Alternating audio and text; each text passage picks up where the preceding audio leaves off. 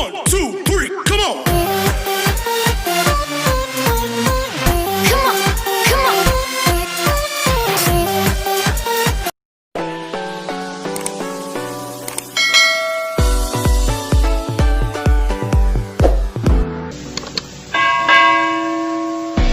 Hello students, welcome to radiant classes. आज हम students सभी को डायरेक्ट एंड इनडायरेक्ट के सबसे अंतिम टॉपिक के बारे में बात कर रहे हैं। सामने लिखे हुए कुछ सेंटेंस हैं, ये जो मिक्स्ड एक्सरसाइज हैं। इसमें सभी तरह के असर्टिव, इंटरोगेटिव, इंपरेटिव, एक्सक्लेमेटरी और ऑप्टेटिव सभी के कंबाइंड इम्पोर्टेंट वो सेंटेंस लिखे हुए हैं जिन्हें हो सकता है कि सारे पीछे 8-9 लेक्चर जो भी दिए हैं उनमें रह गए हों या इम्पोर्टेंट जो भी बचा हो, वो आज हम आपको इसमें मिक्स्ड एक्सरसाइज में आपको लास्ट टाइम डायरेक्ट इनडायरेक्ट की ये सीरीज़ समाप्त हो जाएगी। सभी इसको देखें कि इसमें कौन कौन से रूल्स के मिक्स्ड सेंटेंस दिए हैं। सबसे पहले स्टूडेंट्स दिया है he said thank you sir. उसने कहा श्रीमान जी आपको धन्यवाद। अर्थात जो सेंटेंस थैंक से स्टार्ट होते हैं रिपोर्टेड स्पीच में, उनको रिपोर्टिंग वर्ब में हम थैंक्ड में बदल देते हैं। He thanked, he thanked. अब यू को बदलेंगे हम ऑब्जेक्ट के अनुसार, तो क्या हो जाएगा मी, क्योंकि यहाँ मी या हिम मानते हैं, यहाँ ही है तो हिम नहीं मानेंगे। He thanked me respectfully. Sir को हटाएंगे और किससे हटा देंगे, रेस्पेक्टफुली से हटा देंगे। सेकंड है my father said to me come here. मेरे पिताजी ने मुझसे कहा यहाँ आओ। अर्थात ऐसे सेंटेंस में वो कॉल किया जा रहा है, तो माय फादर इसकी रिपोर्टिंग वर्ब होगी कॉल्ड मी। केवल इतना बनाएंगे, कम हियर को समाप्त कर देंगे। माय फादर कॉल्ड मी, जब कोई बुला रहा है तो इसको कॉल्ड में बदलेंगे, गो देयर नहीं करेंगे इसे। द बॉय सेड, जब किसी रिपोर्टेड स्पीच में यस आए तो लड़के ने कहा मैंने गलती की है। अर्थात लड़के ने अपनी गलती को स्वीकार किया है। द बॉय स्वीकार करने की एक्सेप्ट लगाएंगे, एक्सेप्टेड दैट। आई को चेंज करेंगे बॉय के अकॉर्डिंग, तो ही हैव का हेड हो जाएगा डन द मिस्टेक।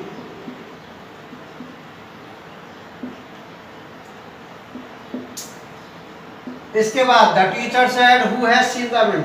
स्टूडेंट, इसे हम अलंकारिक वाक्य बोलते हैं।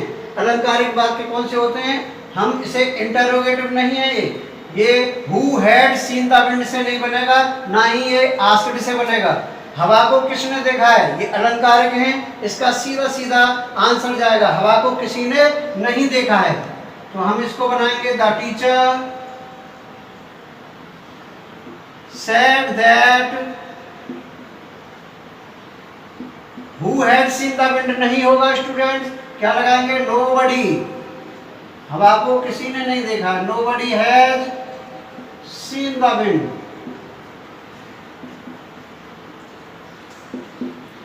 ऐसा ही ये है, महात्मा गांधी को कौन नहीं जानता है, महात्मा गांधी को सभी जानते हैं। ये नहीं होगा कि who did not know Mahatma Gandhi.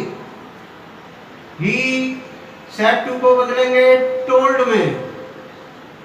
Me coma को हटाएंगे दैट से। महात्मा गांधी को कौन नहीं जानता है, सभी जानते हैं। अर्थात एवरीबॉडी नोज। प्रेजेंट इंडेफिनिट का है तो प्रेजेंट इंडेफिनिट में ही बनाएंगे एम के गांधी। नेक्स्ट है दिस इज माय बुक। सभी स्टूडेंटों को ये पता हो कि कहने वाले के सामने अगर कोई वस्तु रखी है तो हम दिस को चेंज नहीं करते, नजदीक रखी है। तो ही सेड दैट, अब ये दिस इज माय बुक, यह मेरी किताब है। अर्थात कहने वाले के सामने ही किताब रखी है तो हम दिस का दिस ही रहने देंगे।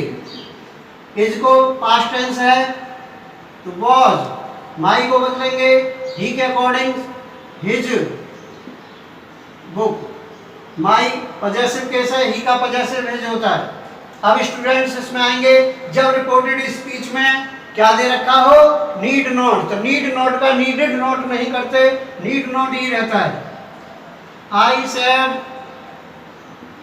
दैट, यू को चेंज करेंगे, यहाँ ऑब्जेक्ट कुछ नहीं है तो यहाँ हिम मानेंगे क्योंकि यहाँ ऑलरेडी आई लगा हुआ है, तो ही नीड नॉट वरी, उसे चिंता करने की जरूरत नहीं है।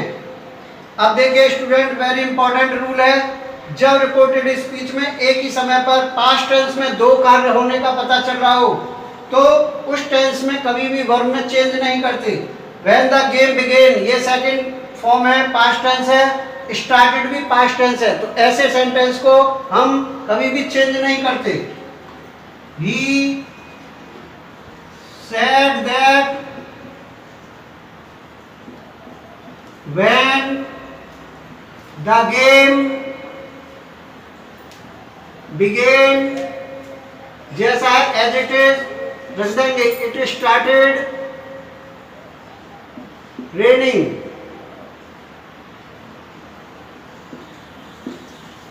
The patient said, देखिए कभी कभी ऑब्जेक्ट रिपोर्टेड स्पीच के अंदर भी होता है तो उसको हम बाहर कर लेते हैं। पेशेंट ने डॉक्टर से कहा कृपया मेरा दर्द का इलाज कर दीजिए, और प्लीज लग रहा है तो रिक्वेस्ट से बनाएंगे। The patient requested the doctor, requested the doctor, क्योंकि ये इंपरेटिव है, क्योर, तो टू क्योर, माई को पेशेंट के अकॉर्डिंग बदलेंगे तो हिज पेन। इस तरीके से ये मिक्स के 9 सेंटेंस ये हो गए। अभी मैं 3 सेंटेंस और बताने जा रहा हूं, सभी नोट करें और इसको समझ लें कि ये सभी रूल्स के अकॉर्डिंग हैं और इनको छोड़ करके बाद में भी आपको 3 सेंटेंस अभी बता रहा हूं मैं अभी और आगे में, सभी को ध्यान दे करके समझना है।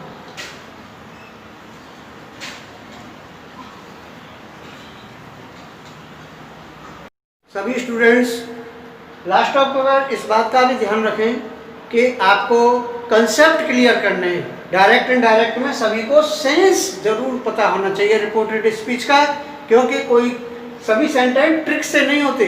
कंसेप्ट अगर आपका क्लियर है, सेंस अगर आपको समझ में आ रहा है तो रिपोर्टिंग वर्ब को और रूल को पकड़ना ज़्यादा आसान है।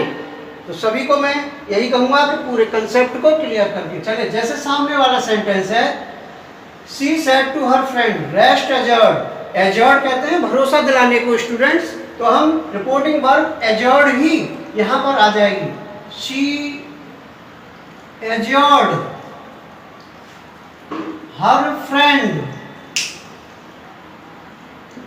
कॉमा को हटाएंगे that से और rest assured समाप्त हो जाएगा। ये आई को चेंज करेंगे शी के अकॉर्डिंग, सब्जेक्ट सी होगा, विल का वुड हो जाएगा, पे यू को यहां चेंज करेंगे, फ्रेंड है, फ्रेंड सी का फ्रेंड हर है, ये ऑब्जेक्ट केस है तो हर ही रहेगा, पे हर बैक वेरी सून।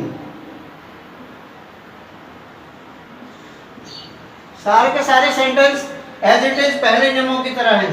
ये सेंटेंस संबोधित करने वाला है सेंटेंस। लीडर ने पब्लिक के सामने भाषण देने से पहले कहा लेडीज एंड जेंटलमैन, सभी को संबोधित करते हुए लेडीज एंड जेंटलमैन की तरह संबोधित करते हुए बोला है उसने कि मैं आपका बहुत ही आभारी हूं।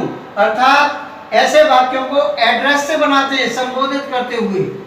शुरुआत में ही लिखेंगे एड्रेसिंग द पीपल, किसको, लोगों को संबोधित करते हुए, एड्रेसिंग द पीपल, किसकी तरह एड्रेस कर रहा है, as ladies and gentleman,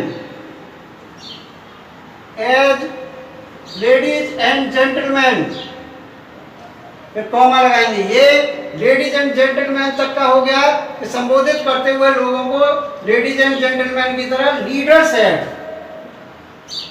the leader said, comma हटेगा दैट से, आई को चेंज करेंगे लीडर के अकॉर्डिंग, ही होगा, एम का वॉज हो जाएगा वेरी थैंकफुल टू, और यू को चेंज करेंगे, यहाँ बहुत सी भीड़ है पीपल, तो ऑब्जेक्ट होगा देम।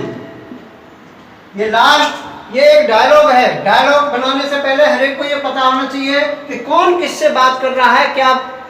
तो जॉन और रिचर्ड की बात हो रही है। जॉन ने रिचर्ड से कहा क्या आप स्कूल जाओगे, तो हम इसको बनाएंगे रूल के अकॉर्डिंग। John asked Richard,